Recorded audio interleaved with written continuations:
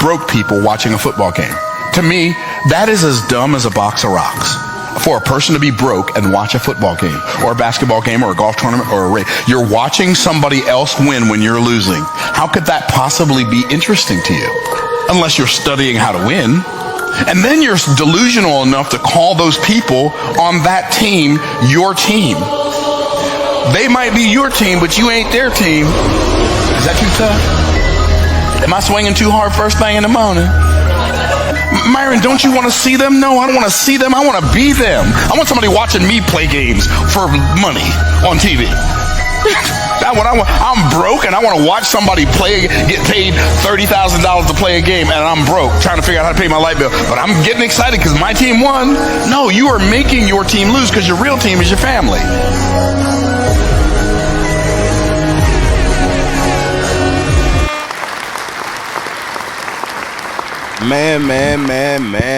Man. Whew.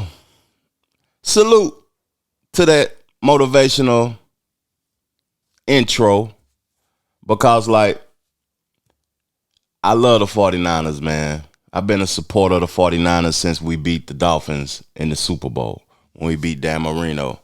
My mom, my cousin, all of us, we rock with the 49ers, but I'm not a person that lets Super Bowl or lets games or let teams like mess with my reality of the world. You know what I mean? It's just a game. It's just a game. I appreciate it too. I appreciate sports. It's a getaway from reality when you need a getaway, but indulging in it to the point to where I'm invested in it and I'm a fan to the point to where I'm arguing with others. Like he said in that motivation, man, your real team is your family. Don't let sports get the best of you, dog. That's real talk. That's the realest talk, to be honest with you. But forget all that right now. We reacted to the Super Bowl. We reacted to that game, man. It was a great game. It was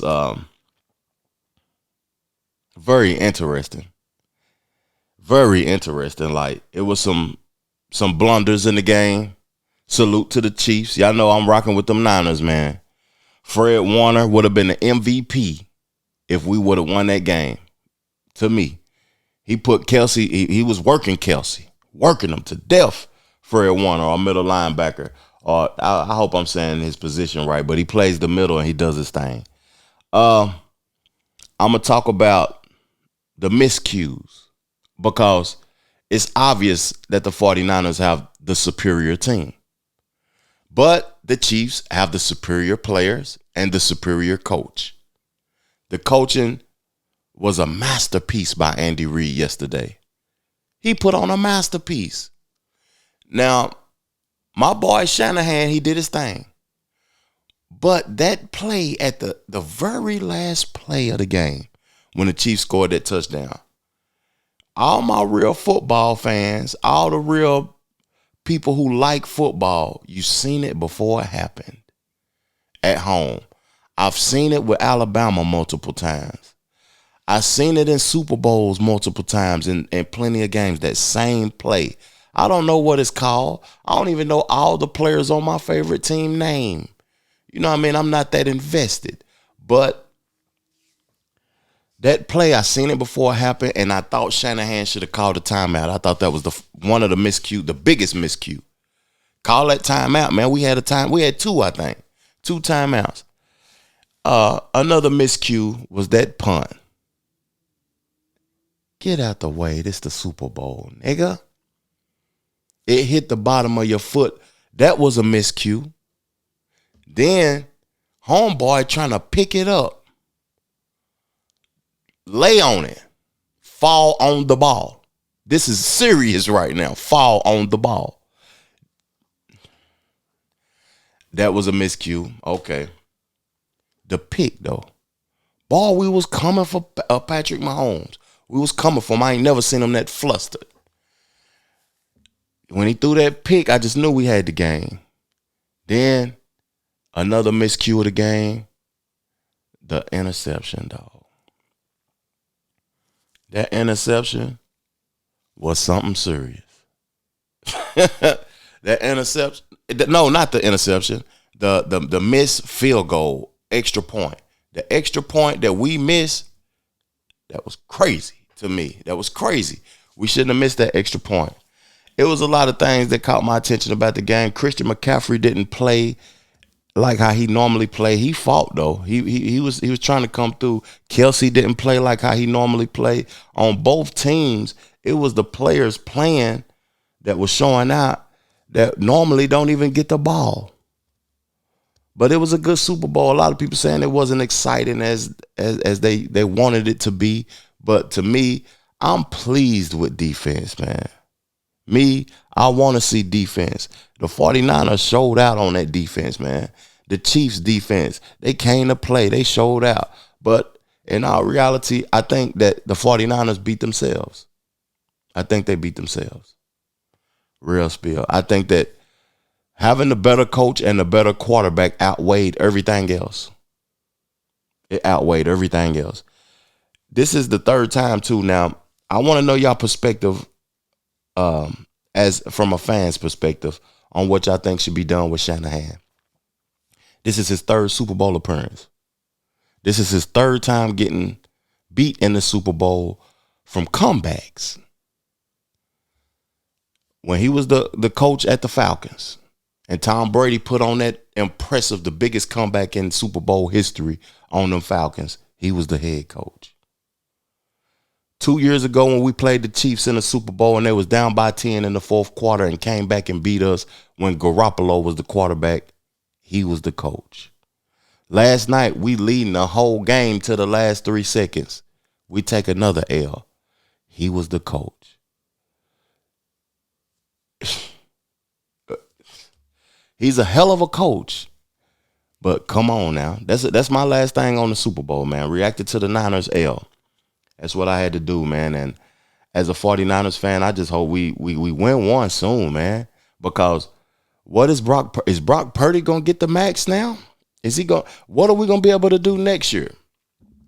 Who's up to get some money? Is Fred Warner, is it his turn to get a check? Is it his turn to get a check? Hey, man. Golly, I love my 49ers, man. I'm always be a Niners fan, but goodness gracious, that hurt last night. And I ain't even one of them fans to be fully invested like that, to be hurt off of a football game. But we can replay Usher.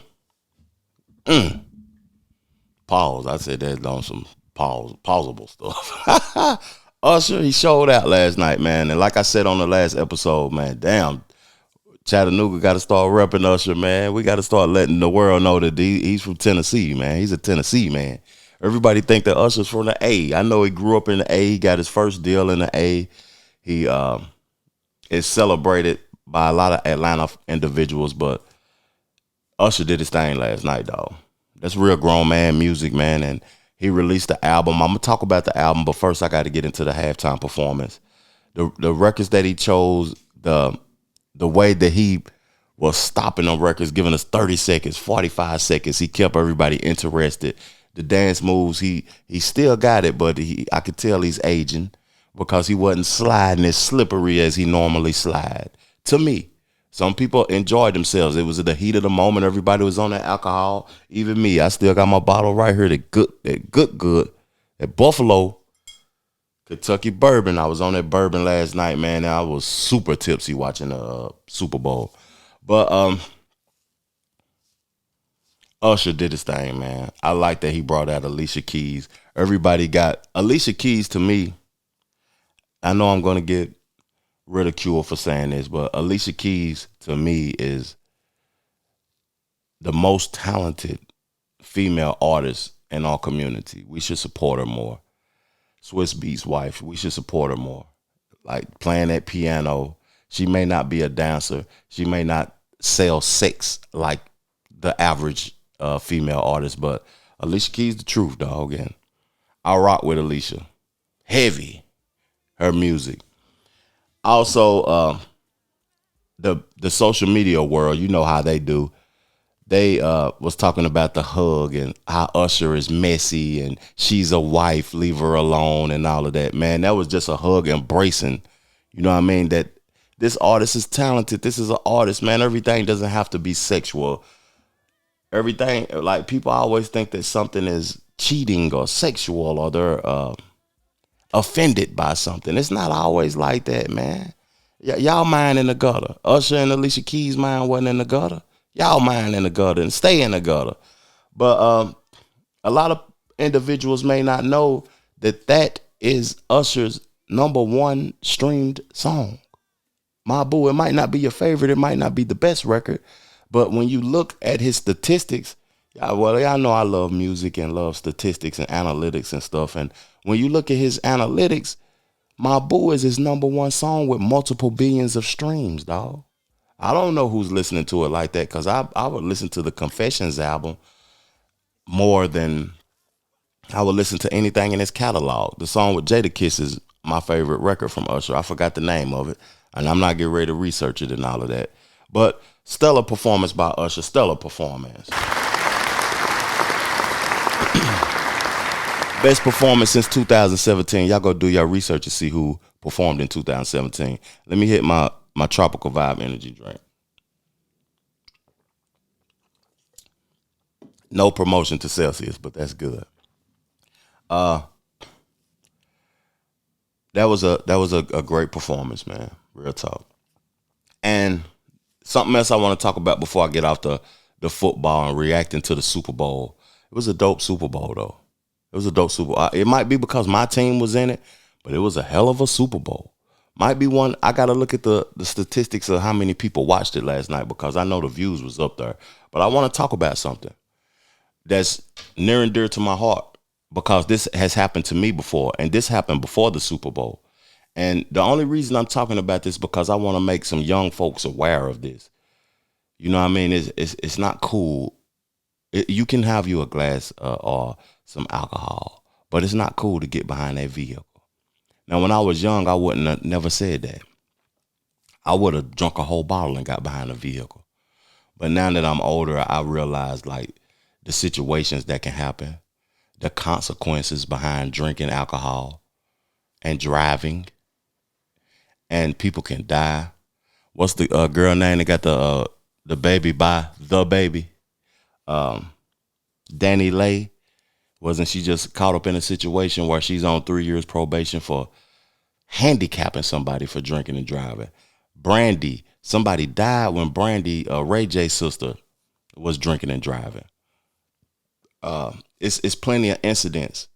I have got a DUI before, and it's nothing to play with. It's nothing to play with. Lost my driver's license for a year. I had to do community service for, I think it was 48 hours. I had to go to jail for 48 hours. I had to pay thousands of dollars in fines. I don't even want to say the amount, but it's a lot, y'all. It's a whole lot. It's enough to buy a brand new vehicle.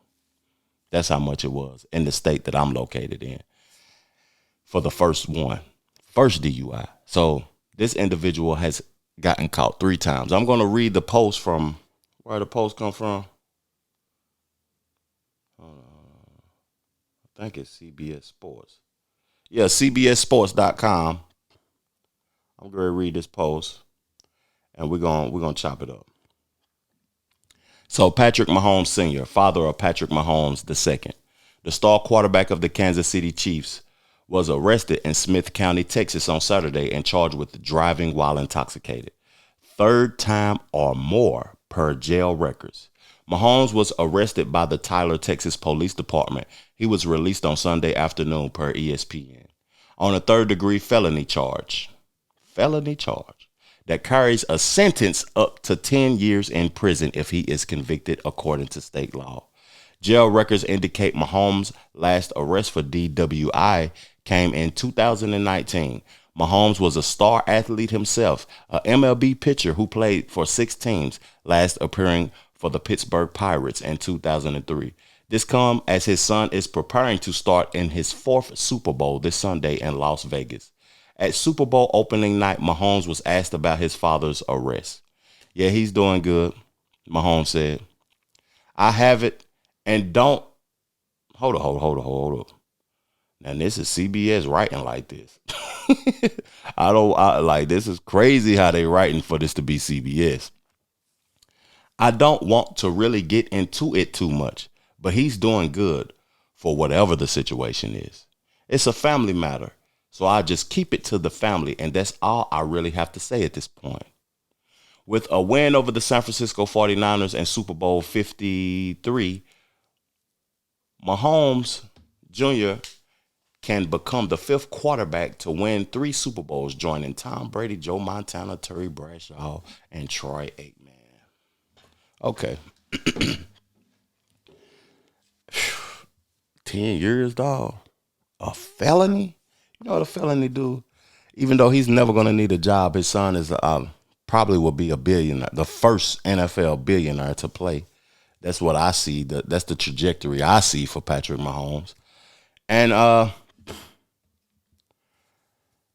10 years, though, if he's convicted, and you know it's easy to convict people now. Money can't get you out of those situations if they have that camera thing on there, wherever it's located at. They have that camera thing on.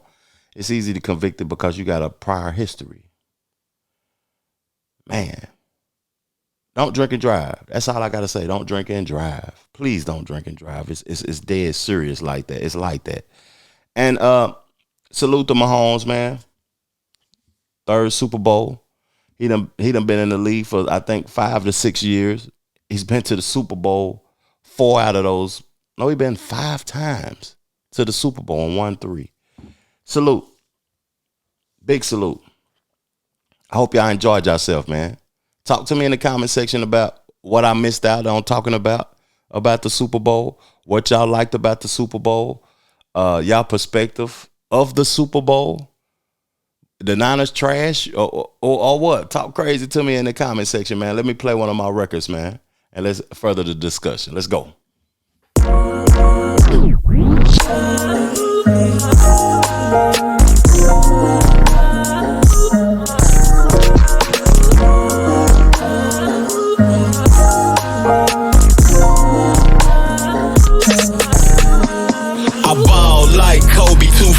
Niggas didn't want me to blow. It was all a dream for sure. Now I'm up and not looking back. Did the racks, now it's deposits. Life is good when you have options. Niggas cap, never been popping. The diamonds ain't real, player, just stop it. All we do is the VV. Shine so bright the lanes can't see me. Been notorious, no biggie, did the Louis. Now I'm in Poochie, yo chick a groupie. Act unruly, niggas goofy, always moody. I'm a dog, call me Scooby. To this game, you niggas newbies at Benny's. I just want sushi. Left the streets when shit got spooky. Kept it real, that was my duty. My team keep Drake's, I told the Uzi. Director of my own movie. Make sure the business runs smoothly. Yours truly been evolved. Beef I had won't be resolved.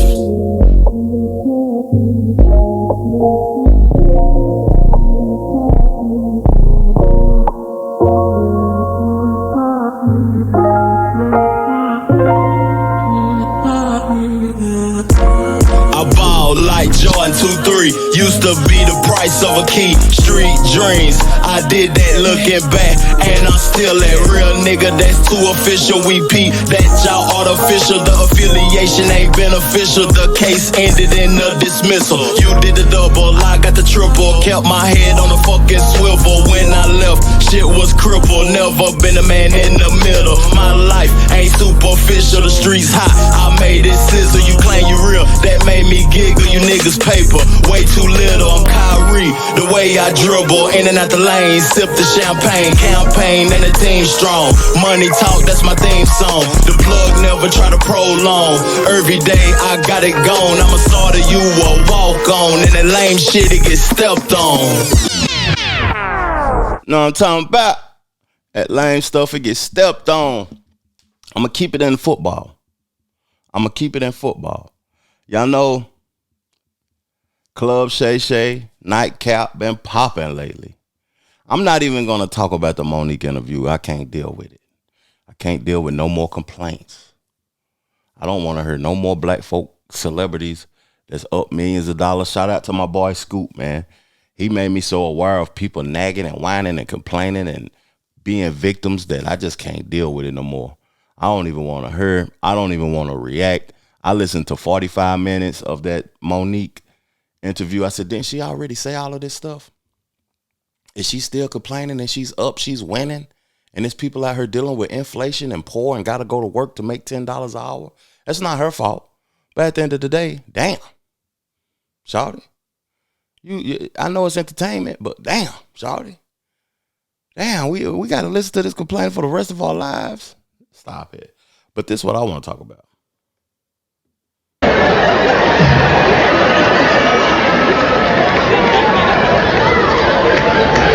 That nigga Shannon Sharp called me trying to do an interview. I said, no, Medea, I ain't doing no interview. So you can sit across from me and look at my balls. I'm sitting down, nigga. I thought he was going to attack Cat, that nigga there. Nigga shit is called Shay Shay. The nigga's telling you.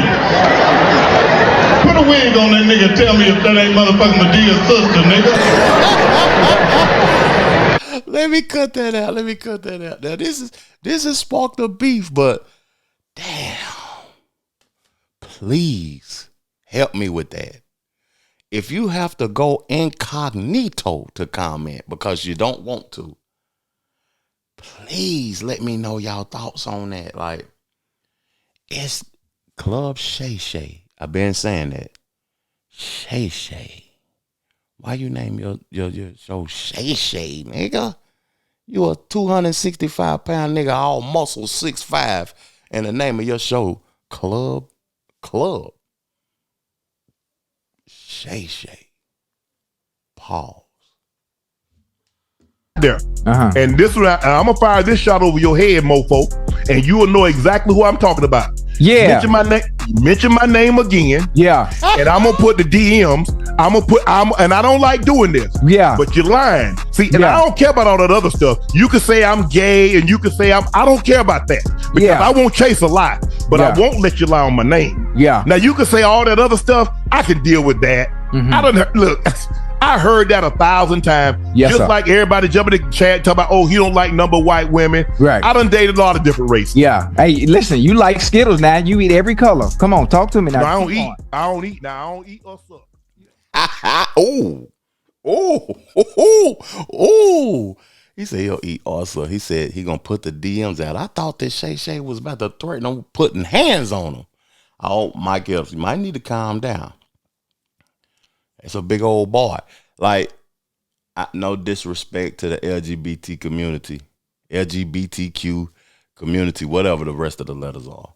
But some of them, man, you don't want to play with them dudes, man. Thinking you tough, man. Them dudes got strength too. They still men. You don't want to get beat up. You don't want to get hands put on you. You know what I mean? Trying to be disrespectful or crack a joke. Real talk. But Mike Epps, that might have been the funniest thing he did in stand-up in years.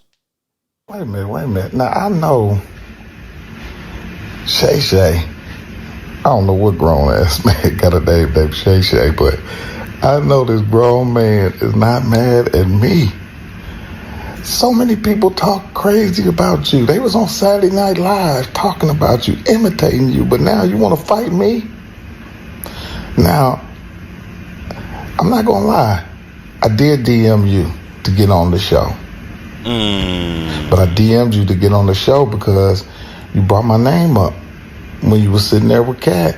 And you was trying to get him to talk crazy about me, but he didn't. Okay?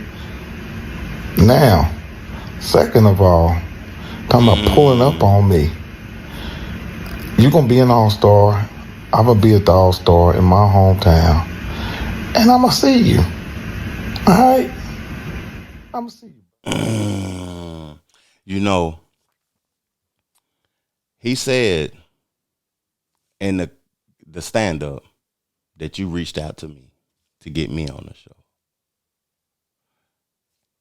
Shannon Sharp, I can't even say Shay Shay that much. Shannon Sharp said I could put the DMs out, say my name one more time. He put him in his place when he said that. Because he respond back, I'm going to be honest. I reached out to you. That settled it right there. That settled it. On to the next. But the main thing, though, putting out them allegations, everybody say that Shannon Sharpe is LGBTQ. But who cares at the end of the day? You can do what you want to, man. You're free of choice. I'm not the gay police, or I don't have a gaydar. I'm not trying to peep out who's who or what's what. I'm not chasing nothing. I don't want nothing. I don't want nobody. Now, I'm going to keep it within, I'm going to switch a rule. Forget sports. No. I'm going to finish it off with something that I heard on Nightcap with Shannon Sharpe and Ocho Cinco. Most of the time I listen for like sports. Sports was done wrapped up for the night. They come on and talk. But he said something that I think that the youth and the people that watch my channel need to hear about: perception and reality. But see, if I did that, then see, people don't want the truth, because if I told you the truth, it would destroy your illusions. So they don't want the truth. See, there you go with them bars. Perception is a person's reality, but that doesn't make it true. What you believe, Ocho, is whatever your perception is, that's your reality. But this, just because that's your reality, that doesn't make it true. Right. So people think, well, my perception is true to you, but that doesn't make it true.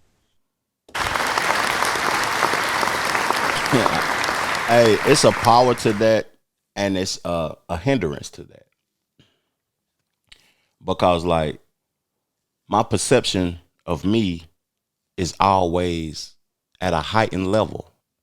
I'm in a state that is not real to the average person, because I view me as the greatest. This is the greatest podcast you ever going to watch in your life. When I go to the gym, I'm the healthiest. I'm the best. When I'm sipping Buffalo Trace, this is the best bourbon in the world. Everything that I do, I take it out of reality so I can maintain my happiness and be successful and pop my stuff. When I make rap music, I go into the studio. It's the best music you ever heard.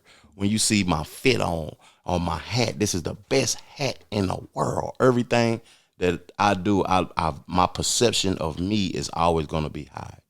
But it may not be reality to some, or a lot. They might be like, man, who is this nigga? And that's the hindrance part. Because you can take a person off of their high, but I wouldn't allow that, though. You know what I'm saying? Like, perception, if he told you the truth is going to always be the truth. But that'll knock somebody down from their high. Now, I tell a person to always perceive themselves to be great. Always have value in yourself. Always view yourself as the best, because who's going to do it for you if you don't do it for you? At the end of the day, do it for you. Real talk. We off sports. We get ready to get into some conversations Rick Ross had about beef, because he was asked about who won the beef between Nas and Jay-Z, and he had interesting commentary to it. And all my hip-hop purists, all my hip-hop heads, I want to know what y'all thoughts is about this, because a lot of people always use numbers, finances, statistics, awards as I won. The one beef related question I have is on Jay and Nas, because this is, I just want to ask you this: who won that beef? Like, lyrically, obviously we know who won it from a business standpoint, and that's not to knock Nas, because he's done very well for himself as well. Who won it from a business standpoint? I would assume Jay. Why is not? I mean, Nas has made some incredible investments. Actually, that's a really good question. And to me, hip hop, that's what I do love about hip hop, because it always go back to how much money. Isn't that crazy? I love that. Yeah. You a great example. No, you a great example of that. Yeah, you see that? And I'm glad I'm the nigga that was sitting here. Everybody that's clap up. Yo, no, clap up. No. Because That's what it come back to. How much money a nigga got? If you did all that rapping and all that capping, nigga, and they ain't got nothing to show for it, they don't fuck with you. The Trevor Jackson Podcast. If you did all that rapping and all that capping, you ain't got no money, they don't mess with you. You know, everybody has money or has access to money. To me, money doesn't necessarily win a war. Now, Nas is worth $200 million. Hove is worth $2 billion. Now, when you take the business acumen, you take the financial part out of hip hop, Nas won the beef. He won the beef with rapping. Rapping wise, Nas put Jay-Z in a casket with Ether. Ether is a top 3 diss song. I was going to wait till another show and give y'all my top 3 diss songs of all times, but I'm going to do it now. Number 3, Ether. Number 2, No Vaseline by Ice Cube. Number 1, Play With Your B, Young Dolph. Young Dolph was the truth, man. That diss song might have been the most disrespectful diss song of all time. But let's get back to the conversation because I'm going somewhere with this. Finances ain't everything, man. Everybody wanna use accolades and achievements. People say that Drake is the best rapper of all time. It's cap. Because of what he's achieved. He got as many number ones as Michael Jackson. He's the biggest streaming artist. He helps people with features and all this. He's the biggest. That's just numbers, dog. That don't mean you the best. He's not even a top 10 rapper of all time when it comes to rapping, when it comes to hip hop, when it comes to embracing the culture. I understand what Yasin Bey was saying because he doesn't contribute to the culture. He just milks it and for his personal gain. It's his personal gain. It's not contributing to hip hop in totality. What has Drake brought to hip hop that has stood the test of time? Like, you got to think about it. It's words and stuff. It's sayings. It's just things that brought to the culture that'll never leave. You know, I remember Jay-Z had people wearing button-ups, fashion, this and that. It's certain things that rap patterns and Drake did bring singing to the culture, even though that's not an element of hip hop. It's just certain things that you bring to the culture that never leaves. Rick Ross is more hip hop than Drake. But when I thought about that thing, I seen that on Culture Millennials Instagram page. I ripped that off of their page, that conversation I got about Jay-Z and Nas beef from Rick Ross. So I left a comment. And the comment I left was, so 50 Cent must have won the beef between you and 50 Cent. The comment got a lot of traction. It got like 800 comments, people going in on me, and like 1,000 hearts or whatever. And people was going in on me because I feel like if it's financial, if it's accolades, 50 Cent is bigger than you, then Ross. That's just my opinion. He got the TV deals. He got this, he got that going on. He still has put people in position. Still signing artists, coming up off of a whole year tour that sold out every location he went to. Ross can't do that. He has better music to me, but he doesn't have the hits. He's not celebrated as much. And when I think about that, I think financially 50 Cent is in a better position than Rick Ross. That's my opinion. Now, the people went in on me in that comment section. I only got 2 of them, and I'm supposed to have 5 of them on my screen. But I only got 2 of them. I'm going to show y'all the statements that they said, and I'm going to read them to y'all. Trevor Jackson Podcast. Bro, 50 has not one mansion in his name. Had to pay a $25 million lawsuit from Sleek Audio and had to sell his $25 million mansion to a senior citizen company for $7 million. Rick Ross has 5 mansions and a plane worth up to $200 million. 50 lives in an apartment in New Jersey. Debate done. So I looked at Homeboy page or whatever, and he is from New Jersey also. But what I have to say about that, what you see shouldn't matter. What you see, that's the trickery they play on individuals who don't have nothing. Why is my worth based on what you can see? Think about that. If you judge me, I'm poor. You can't see nothing.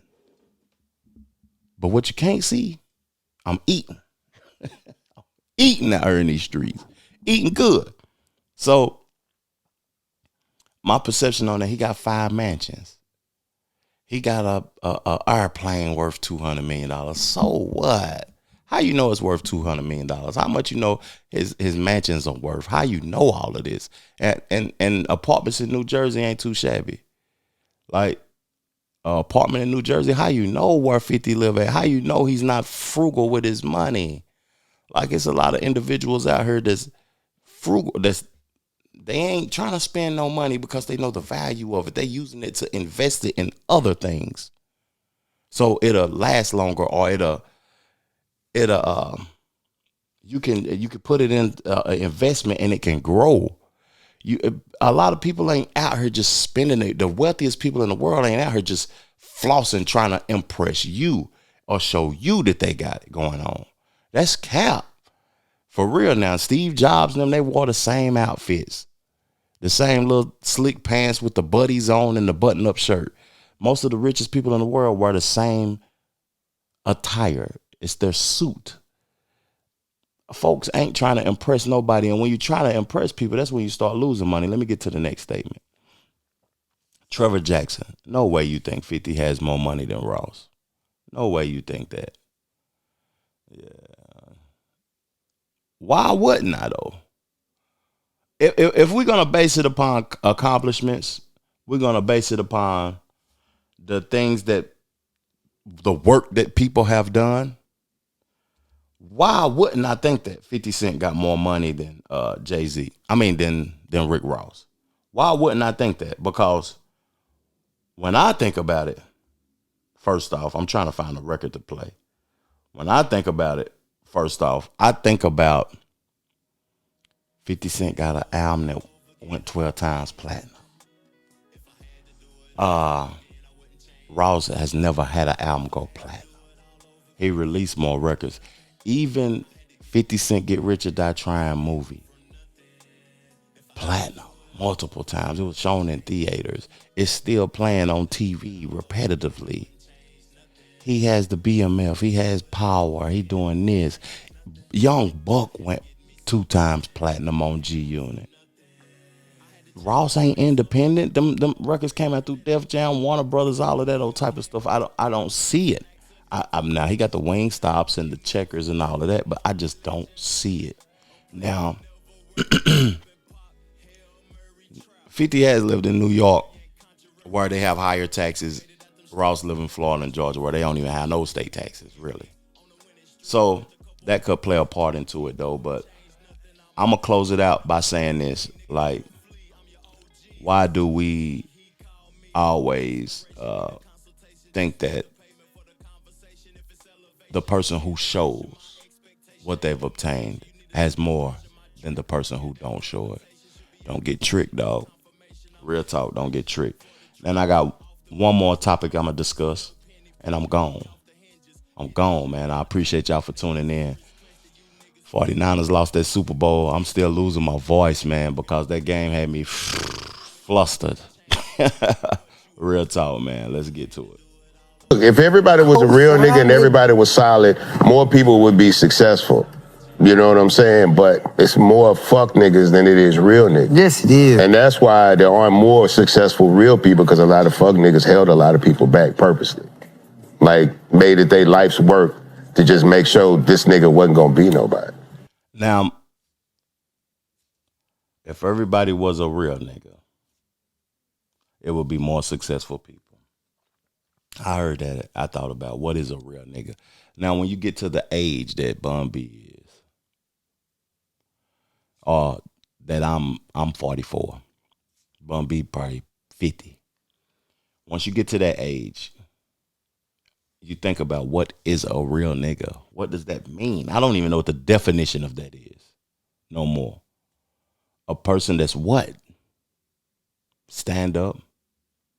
I asked one of my partners that. He said a stand-up individual that's loyal. I look at loyalty as you can be loyal to a detriment to yourself. I'm loyal to me first. So if I'm loyal to me first, the person that thinks that I'm supposed to be loyal to them will view me as not real. Real niggas don't exist, dog. Real niggas don't exist. In this world, in this day and age, people are looking out for their best interests. There is individuals that will try to play you and hold you back out of your position. They don't want to see you elevate. They don't want to see you win, and it's just not niggas neither. You got to think about it. There's multiple races out here in this world that you need to involve yourself with. White people, Asian people, Africans. I involve with all races, but I'm looking out for my best interest first. I want to tell the youth something before I leave. There's no such thing as real niggas. There's no such thing as that. I was the person who used to scream it on records all the time, on songs. Real nigga this, real nigga that. I don't know. Like, real nigga, real nigga, real nigga. But ain't no such thing as that. When you get to a certain age and you realize in life that people are looking out for their best interest first, you'll realize there's no such thing as real niggas, man. I appreciate y'all tuning in, man. Thank y'all. Go stream the new single. Leave me something in the comment section. Let's talk about it.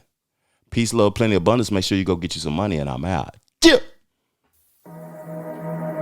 If I had to do it all over again, I wouldn't change nothing.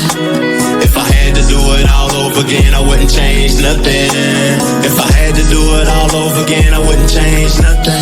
I had to get me something. I came up from nothing. If I had to do it all over again, I wouldn't change nothing. If I had to do it all over again, I wouldn't change nothing. If I had to do it all over again, I wouldn't change nothing. I had to get me something. I came up from nothing. I had to change my mental, upgrade my credentials.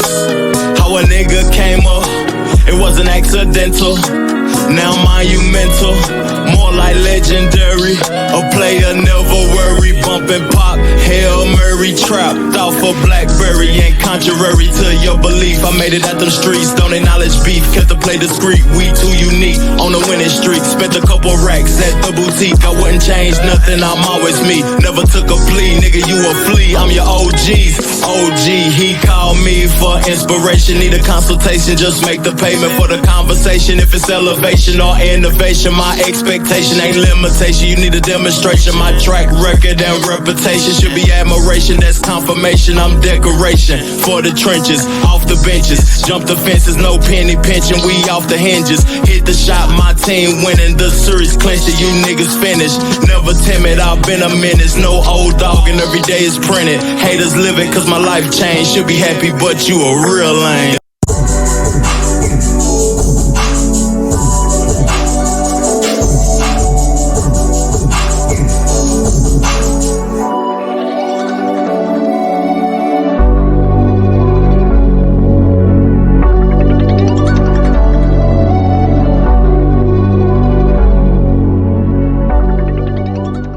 The Trevor Jackson Podcast.